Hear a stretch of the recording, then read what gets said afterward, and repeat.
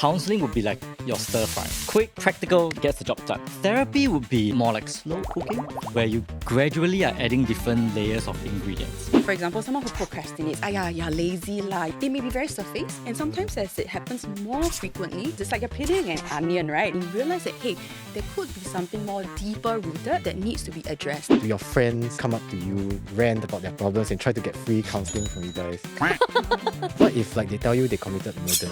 Oh my god, this is like juicy territory already. Oh my gosh, what would you do? Welcome to Thriving as a Counsellor and Therapist. My name is Daryl and with me is... Estelle, I'm a musician actress, but for this show, I'll be your co-host. In this new series, we'll be uncovering the ins and outs of various jobs in Singapore. We'll dive deep into the day-to-day realities and hopefully dispel the misconceptions many people have about these careers. With us today are two amazing guests, Dr. Ong Mian Lee, a clinical psychologist who not only runs his own practice, but has conducted quite a lot of research on mental health topics, and Etta Kam, a mental health counsellor at Fei Yue Community Services. So thank you for joining us today. Etta, could you maybe just share with us what you do on a day-to-day? Okay, I think for me it's quite hard to put into words what I do on a day-to-day basis because I actually do not really know where I will be unless it's just a couple of days in advance. So I usually run from homes to homes doing home visits. I can be in a center running center-based sessions. I can be accompanying maybe the police or certain residential groups on mental health assessments for the residents in the communities. So it actually varies on a day-to-day basis. But I'm typically running counselling sessions. Wow. Okay, how about you, Dr. Ong? Or in this case, because we're going to keep it casual, would you prefer Mian Lee? Mian Lee is fine. Mian Lee, I okay. can do that. Yeah, how about you? How about you introduce to us what you do? Right. So I'm a clinical psychologist by training. I think I would split my job into three roles. I think the first being running my private practice. So I see sort of kids, adolescents, and their sort of parents with therapy, and it ranges from your anxiety, autism, depression, what have you. And that sort of fits into the second realm, the research realm. So I sort of write, publish, to really sort of contribute to the larger psychological field. Okay. And the last part would be then service, where I then do consulting for corporates, I teach, and I have my own sort of non-profit organization as well. So sort of those three hats that I wear, I guess. Actually, I've always been curious because you say that you're a counselor and you say that you're a psychologist. Is there a difference between a psychologist, a counselor, a therapist? Sure. I think there are some terms that are used interchangeably. But I think in a nutshell, I would say that they overlap a bit but are quite distinct. So I think to start with counselling, if I were to use a metaphor, I think I would use the metaphor of cooking. Counselling would be like your stir frying. So it's quick, it's practical, gets the job done. So an example would be, say, if a person at work is feeling overwhelmed from stress, then I think an example of counselling would be to help sort of prioritize tasks, go for some exercise, reach out to friends. I think so. Sort of that's what counselling is. Therapy would be, I think I would call it more like slow cooking, fine dining, depending on how you sort of think about it, where you gradually are adding different layers of ingredients. So what I mean by that is, say for instance, I'm seeing someone with anxiety or childhood trauma. Then I think you are applying, I think, very different principles. You're really looking at people's beliefs, childhood experiences, and things like that, right? And psychology more broadly, which is sort of what I am, I would use, again, going back to that cooking analogy, would be a cookbook, whereby it's sort of how do you go about treating people who have stress, trauma, depression, right? And then as a psychologist, then what I do is sort of applying the principles from psychology, really sort of adding your salt, pepper, things like that, to really tailor what we know from the cookbook to the individual person that I'm seeing in front of me. I think that's sort of what I would say. So counselling is like the basic. Therapy is for the serious cases, and then psychology is the theory. Is it? I think I can see where that comes from, and there are some elements of that that's true, but it doesn't mean like counselling is any less important important. But I would say if I were to break it down, counselling is more short-term generally, more solutions-focused, while therapy is medium to long-term. And the goal is then to really get the person or family to know what their life's recipe is. If that sort of makes sense. All right. Mm-hmm. Actually, when I think about it, when I was younger in school, right, actually the first introduction I had to any form of like counseling was counseling because, you know, they have those in schools The as school well. counselors, right? Yeah, the school counselors. And I think those are, I would say, the most accessible at the time. Yeah. I think psychology is as an adult or maybe like, where it's like you mentioned, a bit more serious, I guess maybe they get referred to someone, I guess. Right. And I maybe I can add something and maybe Ether could sort of chime in. I would say that people and families also come to me for counseling, i.e. your stir fry. And then it becomes, oh goodness, maybe I need to know more about my life recipe, blah, blah, blah. Because it's not as straightforward as they thought it would be. And in fact, plenty of people come to me with just the stir fry. I just want a stir fry. And And after a session, they realize it's quite serious. They need something more. Need to sign a longer package. Is it? Well, maybe there's some elements of sales. Who knows? But I think this comes down to awareness, which maybe Ether can sort of speak to, where people know that they need some kind of help, but aren't quite sure exactly the nature or the type of help that they need.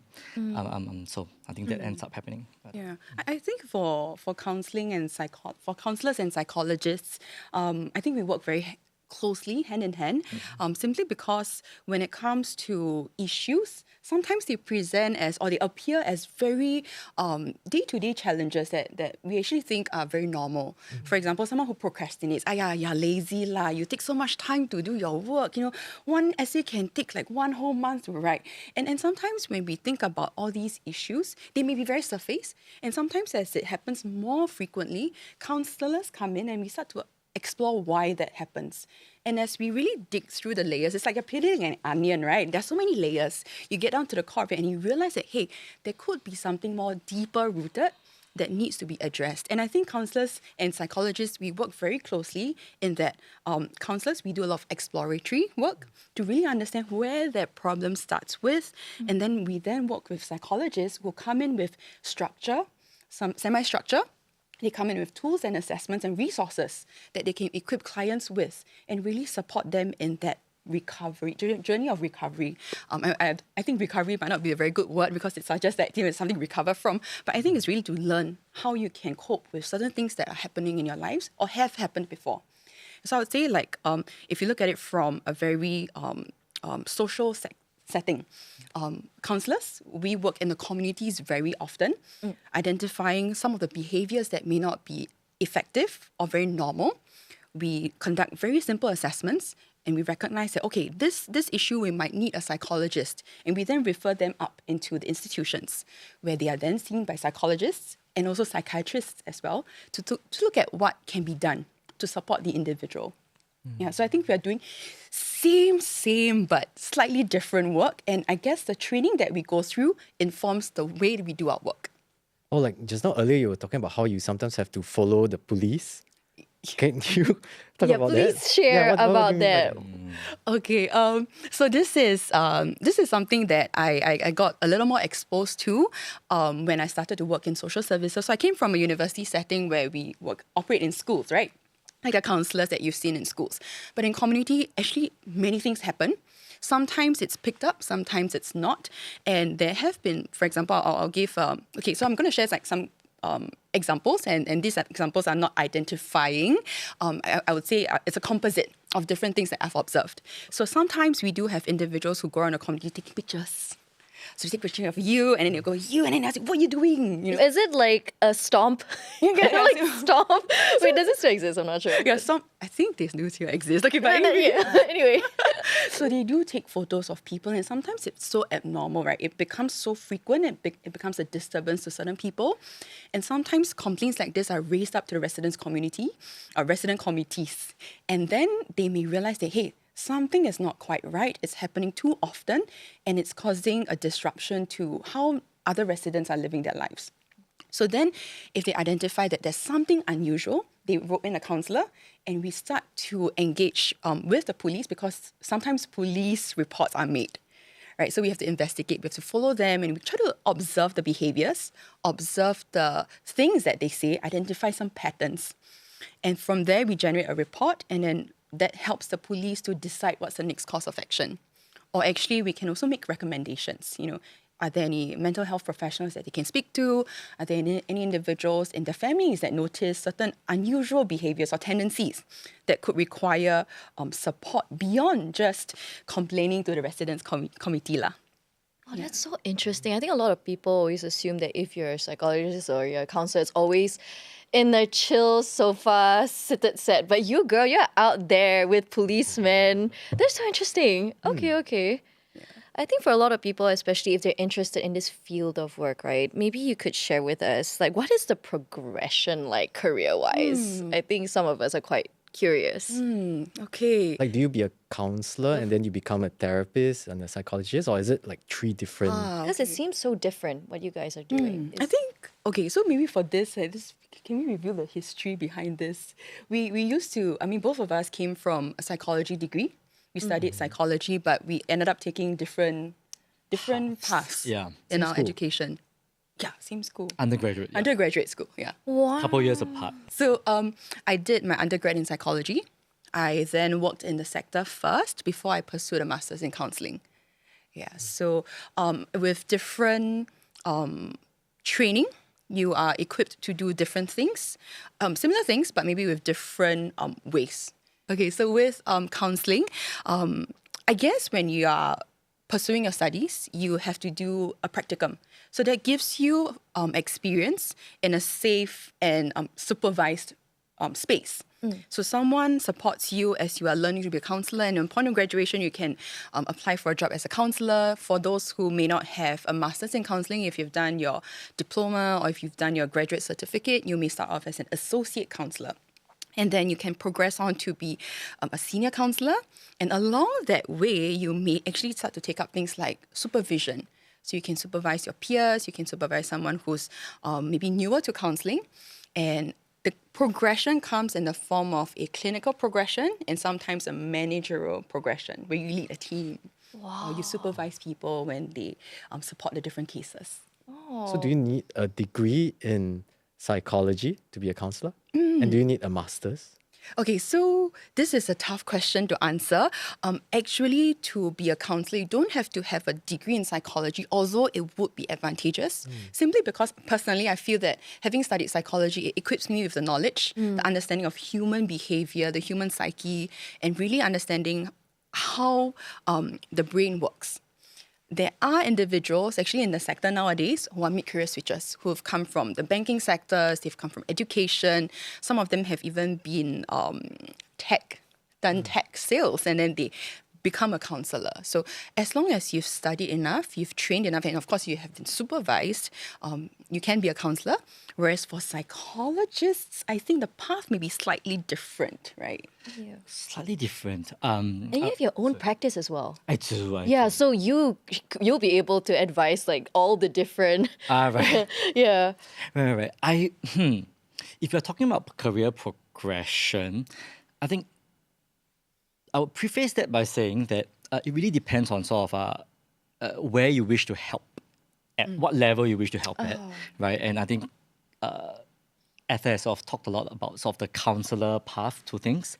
To be a psychologist, again, paths are diverse, but broadly, I think you usually acquire a master's in psychology, and if you wish to sort of acquire more advanced training, that's when you sort of apply for a PhD or a PsyD, both of which are doctorates in psychology.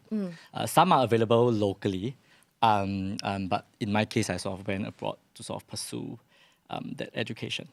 And psychologists are, there are many different types as well, so of which I'm a clinical psychologist. So I sort of see folks with psychological disorders, but there are many other kinds as well. There's also this client confidentiality thing, right? Right. So whatever whatever your clients tells you during the session, you cannot tell anybody else. Then what if like they tell you they committed murder? Oh my god, this is like juicy territory already. Oh my gosh, what would you do? Yeah, maybe you could tell us, Eto. Okay. So this is the part that we have to, I guess, as professionals, be really, really clear with the boundaries.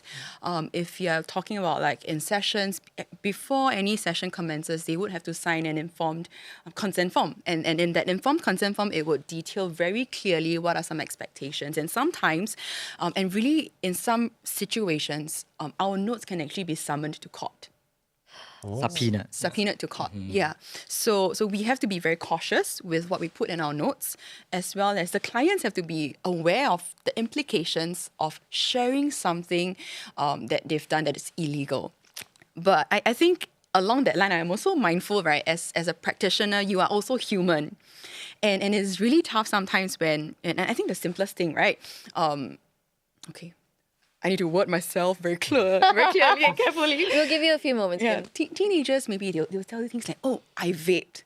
And then me as a clinician, me as a human, the clinician goes, okay, I understand you. Let's talk about this. How does this behavior support you in your goal to be a responsible teenager? But the counselor voice. Yeah, but the human side of me goes like, oh my goodness, what am I gonna do?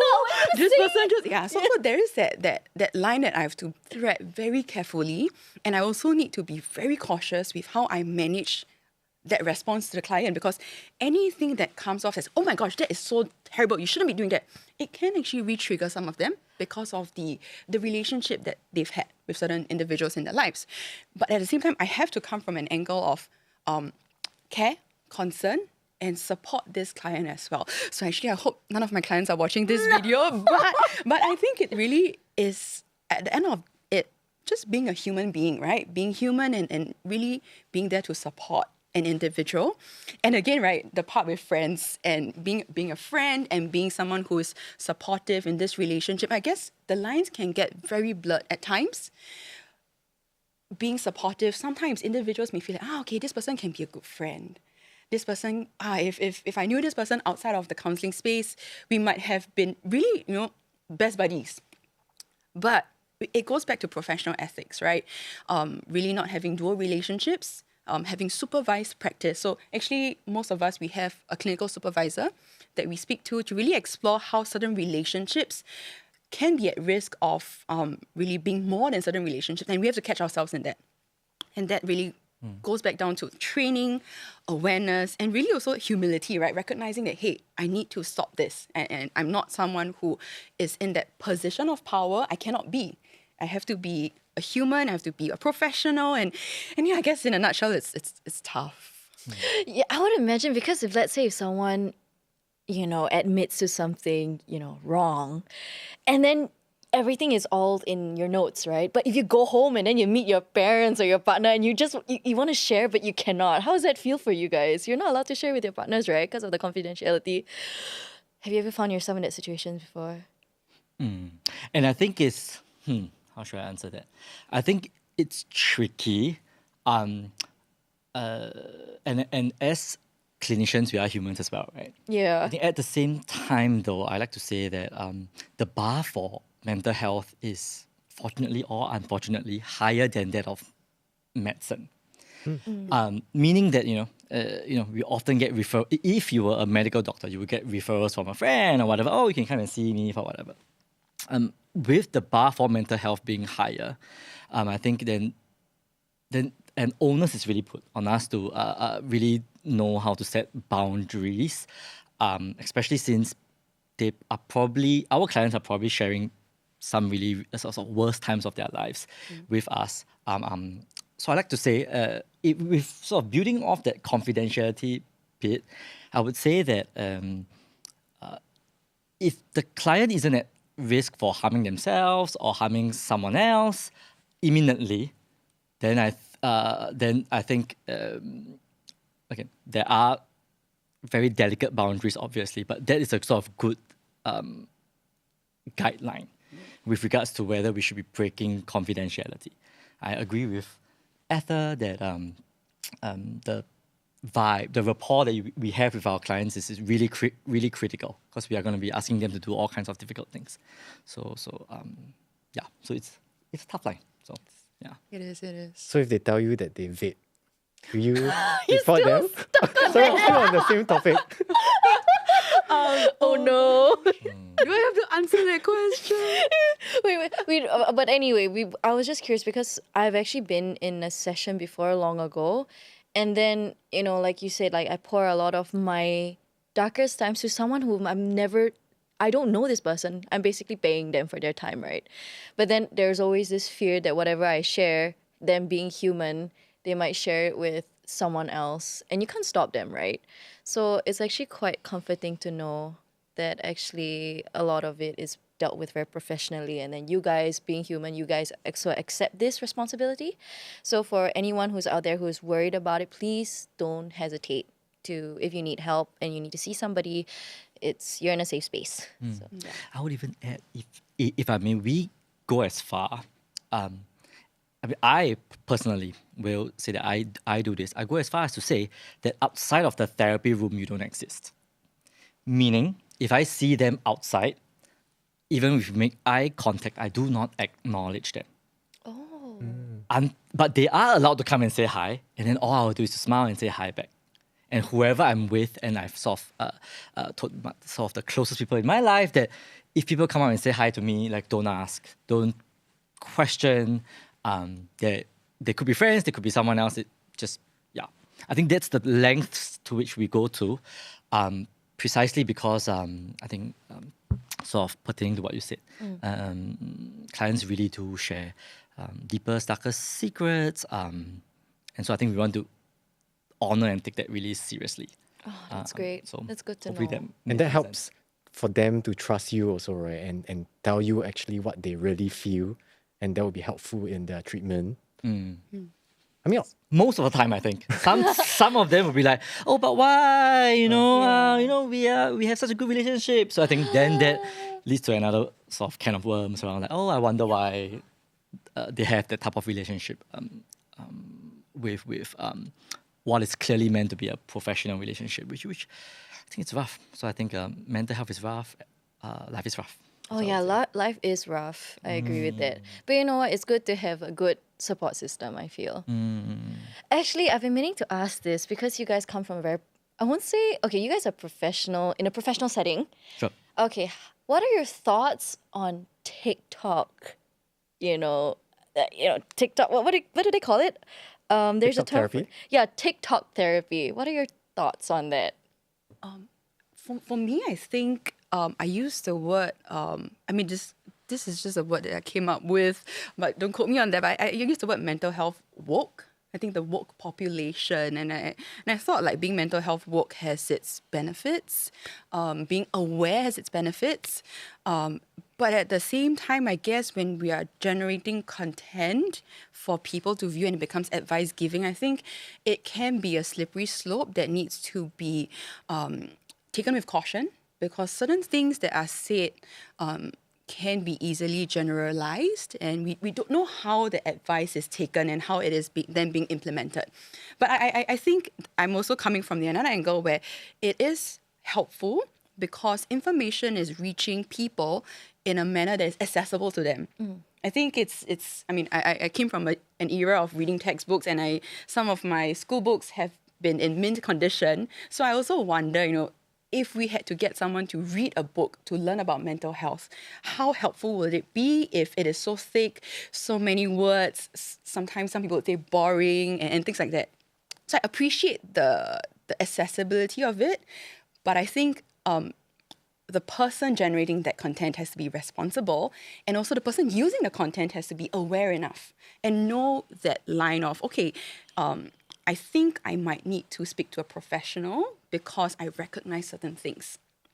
Yeah, so I think TikTok therapy has its benefits, but I think more often we do need to see actually what is that professional help that can be given, right, to support an individual in need. And I think it's a good segue into things, but likely I would suggest going for more than just TikTok therapy. Yeah.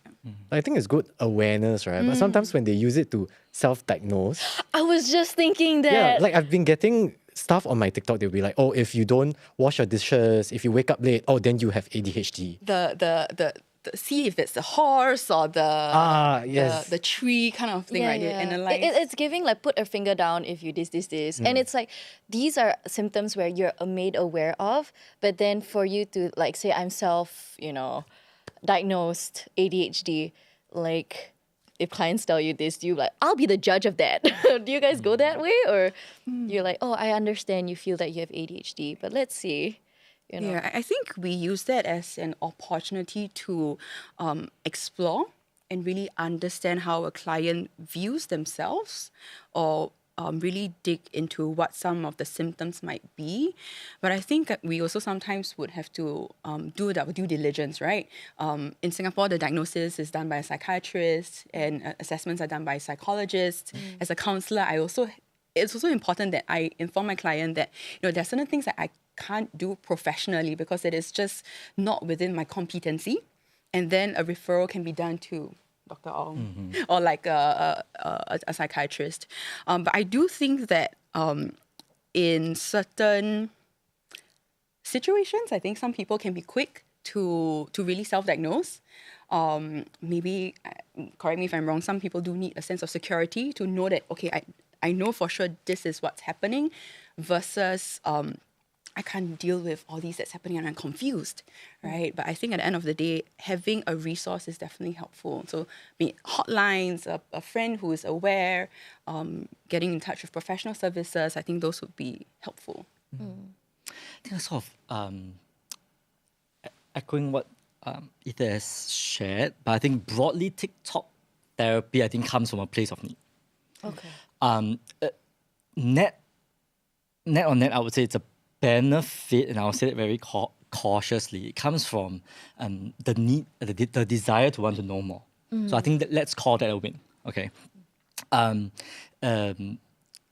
the same time, there are many dangers with trying to be Dr. Google, Dr. TikTok, whatever you call that, right? Yes. And the difference, I think, goes back to that. The cookbook, the cooking analogy that I had. Exercise, talking to someone. These all sounds like pretty useful tips. Yeah. But that then neglects the particular situation, the life circumstance that you are in. And that's where I think, as Ether sort of alluded to, that slippery slope can quickly become an issue, particularly around when we start believing that, these things, if it worked for someone else, definitely it will work for me. Right? Yeah. And more broadly, I think this also speaks to the attention-based economy that we are in right now. And psychology, I think as a field, we have been thinking a lot about this. And I do think that even us being on this show right here is an attempt to cut through the noise, if you will, and to do it in a more interesting manner, I would say. But it does speak to sort of how we as professionals, we need to do better as well in this attention-based economy. So TikTok, on balance, great for a little bit of awareness, but really we all need to do better as a society, I think. That's what I would say. Thanks for the question, though. Yeah. I think on that note, are there any misconceptions that people have about your field that would be maybe helpful for people who want to enter the mental health space? I think the first biggest, rather common misconception is I can somehow read minds. No, I cannot. I know. Why do they assume that like you're a mentalist or something? Right. So no, I can't. At the same time, I do think that clinical intuition can be developed over time. So it's not like quite like mind reading, but yes, we do have that intuition, and that's myth number one. Myth number two is I think somehow that being a clinician, being a mental health provider means that you have to have the answers. Often, and I think Ether sort of talked about this a little bit, it often requires being a human being first. That connection, I think it's cannot be understated. It's really, really key. Then I think all your principles and all your skills come in. I think that's the second myth as well, that it's just applying prescriptions. It's not. it's really about being a human being and then journeying along with the client. I think those are the two key myths that I wish people could be more chill about. I think. But, Yeah, same with mind reading. So I have, and this is not just with clients. I have friends, right? Hey, Esther, you graduated from Masters in Counselling, right? Hey, stop reading my mind, I'm like, I'm just here for coffee and tea. I'm not gonna read your mind, or like, tell me what to do if this issue came up, and then I think that's the last thing we want to do, and that's to be an expert of someone else, right? Because I think at the end of the day, we always trust that someone is the expert of himself or herself, but maybe at certain parts and phases in their lives, they haven't had the opportunity to discover their own strengths. And that's what counselling, psychology, we hope to equip individuals with, which is the awareness of what you can do, and with the right strategies that you that work for you. You can use those and really thrive. Oh, thrive! I love that. Yeah. all comes back full circle. Yeah, it does. Yeah, so I think mind reading, or even like hypnotizing me. So if I talk to Esther will hypnotize me into doing something. And sometimes I get so stressed going to like certain gatherings, right? Like, hey, stop reading my mind. Yeah. But it's not really hypnotizing, but I have interviewed a few counselors and therapists for news articles, right? But every time after I speak to them, I feel very good. Like you all have a way of speaking that's like very calming It's like a and tone, soothing. right? Yeah, like do you get any extra training on how to speak in that soothing? Tell me about what happened today. There's like a CD, like in like a module. This is how you sound like in this decibel and this frequency. Tune it down. Do you have like a therapy voice? I try not to. For me, I try not to. I try to bring in sort of whoever I am into the room. I can't just be that therapist. That's just not where I think we need to go as a field. And again, the bar for mental health is higher. So if we can't present ourselves as human beings and be vulnerable to the sort of right extent, then we can sort of do a good job. As for having that therapy voice, I think that's something that I really wish I can contribute to before I pass away, right? Is to help give people skills to be more validating. Meaning I don't have to agree with whatever you are saying, but I can acknowledge it and see where you're coming from.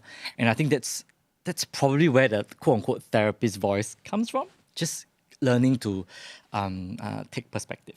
And I think you sort of talked about how people you feel better after seeing psychs or No, I'm just counselor. interviewing them. Right. Yeah, so I'm not, it's not like for a treatment or anything. I'm just interviewing them, but the way that the tone of speaking is just so calming and soothing. I just feel very good after speaking to them. Right, and part of that comes from that validation, which is Right. sort of verbal and non-verbal. Really listening, not trying to jump to solutions. I think these are sort of the elements that I think beginning counselors and psychologists could learn. And I frankly hope that all of us could do more of that. But it's going to be a tall order, and at the same time, I think we can try our best. Then you guys being very good listeners, right? Do your friends come up to you to, like rant about their problems and try to get free counseling from you guys? I'm sure it happens, right? Okay, I think this one I have to build on the therapy voice just before I answer your okay. question. But I do have a slightly different opinion with the therapy voice, simply because in our line of work, sometimes we work with individuals who really may have certain triggers. And when I'm made aware of those triggers, like for example, a slightly louder voice or like sounding like perhaps a particular figure in their lives, I do find myself really adjusting first, simply because I need to really build that connection and also provide comfort in the session. So I do find myself sometimes being aware of how I speak. And sometimes even when I'm running certain exercises like mindfulness, right? I can't be like, hey, breathe in and breathe out. Right? So I have to be And like, stop panting. right? So we do have to sometimes when we do certain exercises, be aware of how we are talking so that we can facilitate in an effective manner. But that said, it's also about being human. So I think some people will say, hey, if you're in therapy, you cannot joke. You must be serious. And I think that's just not being human. So sometimes we do laugh. Sometimes we do say, like we do, when clients make a joke, of course we laugh. It's only human to do so, right? If your client says something, you go, Hee hee. Hee hee.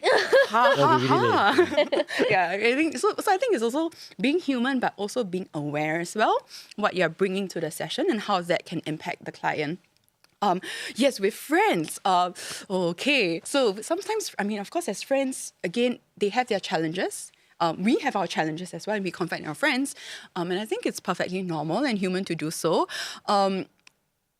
Some of my friends go, "Hey, Etta, you're a counselor, right? If this happened between my friend and I, what should I do?" Okay, exit conversation, bye. But but I think it's also we learn to discern that line between being a counselor and being a friend. Having psychology as knowledge, of course, does help me to understand, but I also need to, again, be very aware, right, of the identity that I have in that conversation. Am I there as a counselor? I shouldn't be, actually. I'm supposed to be there as a friend. Yeah, so I guess for mental health practitioners, psychiatrists, psychologists, social workers even, right? Entering certain conversations, it's not about what you do not do, but what hat you put on. Yeah. Okay, but you guys speak a lot about being human and whatnot. I'm actually very curious, like what you guys do to kind of, let yourself go, just to enjoy. Do you have any hobbies? Like, okay, we can start with you first, Dr. Ong. Sort of hobbies that I Yes. partake in. Yes. I think so your usual one. So I do find nature to be extremely healing. Nature's in So, walks. Walks, hikes, running, what have you. I always like to say go touch grass. I think that can be really helpful. Literally. Right, when you go touch grass and go walk around. Then I think sort of having good social relationships, again, pretty obvious. But on a more specific note, having people whom you can really talk to.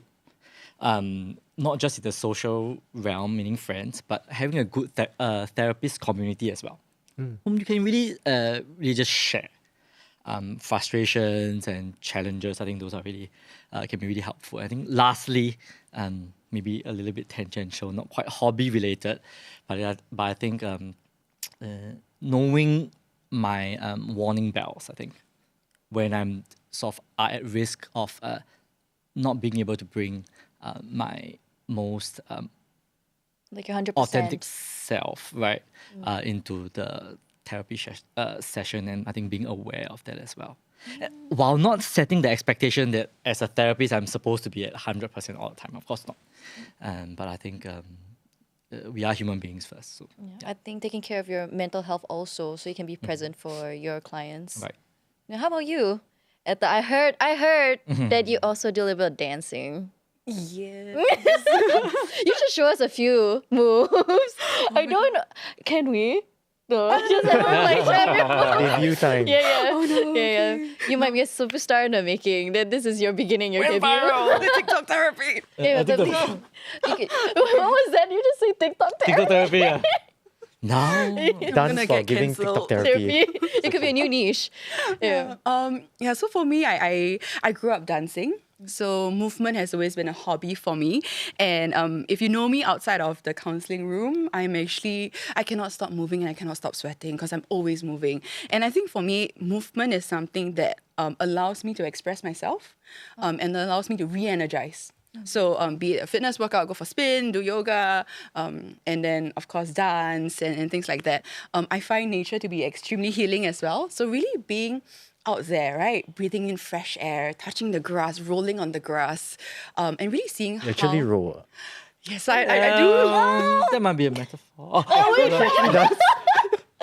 It sounds really like, I don't know, you feel free. Yeah, Just feel doing free, what you, yeah. exactly. And then I think a lot of times really being in nature helps me to see how small my challenges can be, and it helps me to take perspective, right?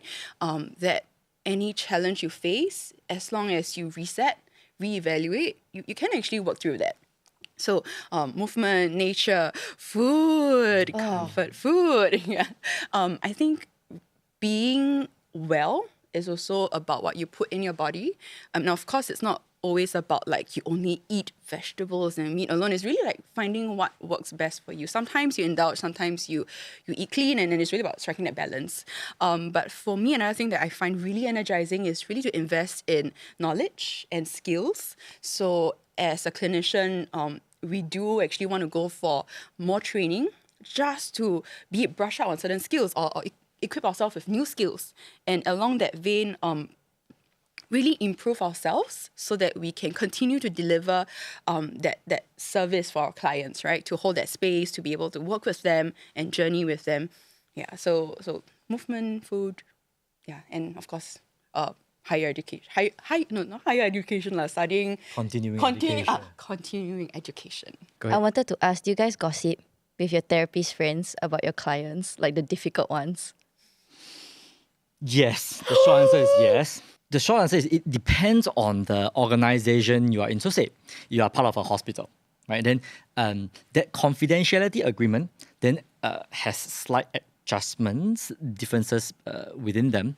So in this case, you are then sort of free to talk about the client within your hospital team, right?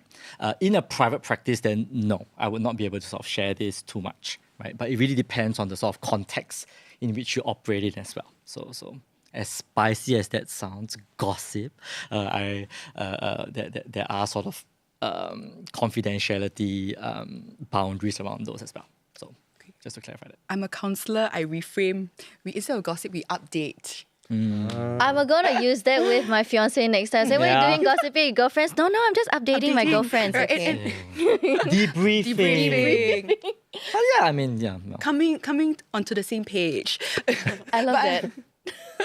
But I think we also do it with the intention of really updating the different individuals who's supporting that client, simply because in an ecosystem, right?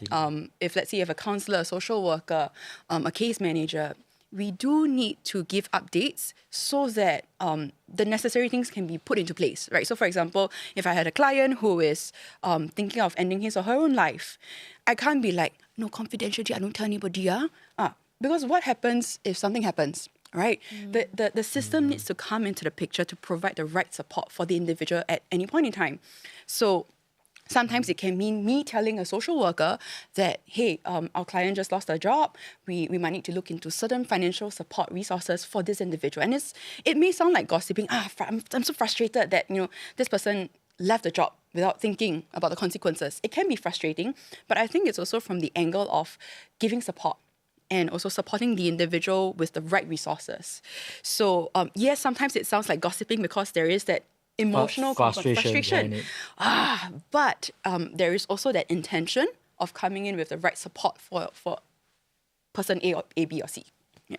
I would also add that for people interested in pursuing a field, that having that opportunity to update, fan, gossip, whatever term you want to sort of use, to really recover and heal yourself as a human being as well. I think that's one tip I would then give to anybody trying to sort of who are thinking about seeking a field like this. Because it can be very easy to feel like you need to be this arbiter of truth, wisdom, compassion. When the truth is that we just can't. So that's what I would say. Mm-hmm. Actually, this is related to the last question. Sure. Mm-hmm. So a lot of schools and workplaces nowadays, they have counselling services, they have mental health services, right? But a lot of people are worried that if I tell them, they will tell my school or they will tell my supervisor, my boss. Is there any truth to that? I guess we have to talk about age as well, right? Age and also the limits of confidentiality is never really a clear-cut decision. And we always fall back on our ethics, client autonomy, client confidentiality, beneficence, maleficence, whether or not it's for the benefit of the client, whether or not by breaking confidentiality does more harm to the client. So I think that's that part that for me, I always struggle and I always get in touch with my peers or even my clinical supervisor to discuss, because the last thing we want to do is to make a decision that really does harm to our client, and that's the number one no-go. Yeah. So I think the long and short of it is that this is the tricky part where age actually matters in certain contexts. Being of a certain age would require sometimes that confidentiality be broken. But it is not a decision that's taken lightly by any counselor or psychologist, because we also have to understand the implications of breaking confidentiality. But for by and large, with organizations that provide counseling services to their employees through perhaps a vendor, my experience is that it is confidential. Meaning that whatever an individual shares with me, I do not share with the employer. In schools, I think there is also a different protocol with that because of the age. So if you're 21 and below, 18 and below, if you're of a certain background, if you're being seen for a certain challenge, right, like attention in classrooms, then it is really the onus is on the counselor or the psychologist to discuss with the individual as well, and the peripherals on what would be okay to share and also not okay to share. I'll give an example if we have time. Okay, the example is that I think at the start of every session, I would always ask my client, what are some things that you would like for me to know, but you yourself find that it would be very challenging if someone else, for example, your teacher or your parent knows about it. And I will share with them that I will do my best to respect that. But I will also go back to that informed consent form again, right? That it has to be clearly described what are the boundaries of our conversation. Yeah, so, but trust me, it's never easy. It's always very difficult. And it always goes back to communicating with your client. Yeah. I would add that as a consumer, be it as a student or like someone who's a corporate worker, what have you, it would be important to, I think, go in with a clear eye about, so what will be shared and what will not be shared. It is EAP programs and things like that do differ, unfortunately. What are EAP programs? Means employee assistance programs. And while the, I think, responsibility and the ethical responsibility of psychologists and counselors is to protect confidentiality, I think it's very important for both the counselor/psychologist as well as the consumer to be very clear, what's going to be shared and what will not be. I wish there was a clearer way to give this answer, like, don't worry too much. But I think it's better to be more clear-eyed. So there is some truth to it. Absolutely. And there is a reason why people are concerned, because jobs are at stake. My well-being is at stake. People might know. And again, unfortunately or fortunately, the bar for mental health is really high. And we really do want to sort of keep it that way. So I would encourage everyone from the consumer to the bosses to be, I think, very clear-eyed about what is your objective at the end of the day for providing said service. And I think this is a much broader topic that perhaps will be better served talking about in a different setting. Yeah. And then I think if I can just chime in, another aspect of counselling or even sessions is that sometimes our clients are actually unwilling participants. So in EAP, in counselling, sometimes we have clients who walk in through the door and say, I want to talk to a counsellor and I want to look into how I can manage certain stresses more effectively. But there are also individuals who may have been mandated by the court or by certain, because of certain things that have occurred, they are mandated to see a psychologist or a counsellor. And in those situations, the client confidentiality might be slightly different from what we would get in certain EAP services. Yeah, so I mean, in certain situations, you would have your IOs, you would have your psychologists in a more structured setting. And under those circumstances, the limits of confidentiality do vary very differently. Yeah, so that's also another tricky thing to think about. But at the end of the day, we always look out for clients' well-being, and we also respect the client. That said, we also have to respect the organizations as well. So it's never a one-size-fits-all yes or no answer. It's like a yes, but how? No, but why? And I think it's always a negotiation between, for me, it's between myself, my clinical supervisor, and my peers, and also the client. Yeah. My heart breaks. My heart really does break. When something like this happens in an organization, if you're in the position of having to seek support as part of an organization, my heart breaks because it's tough enough to have to struggle with these things and then have to worry, oh, what will be shared, what will not be shared. It's rough. And so I think the powers that be, meaning the organization, as well as the psychologist or counselor, should have sort of do their due diligence in stating up front what will be shared and what will not be shared, because it's tough enough having to seek support. So that's what I would say. Okay, but it's not all doom and gloom in this profession, okay? So we've come to the end of this episode. For the listeners, I hope you've learned something. Actually, Estelle, what do you learn today?